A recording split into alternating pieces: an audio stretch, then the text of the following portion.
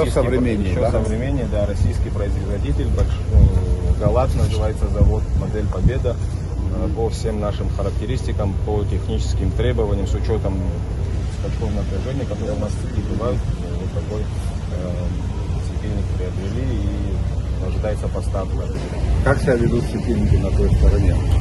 На той стороне светильники хорошо себя проявили, сейчас они все, в принципе, особо перегоревших светильников нет, но есть проблема, 12 опор уже сбили.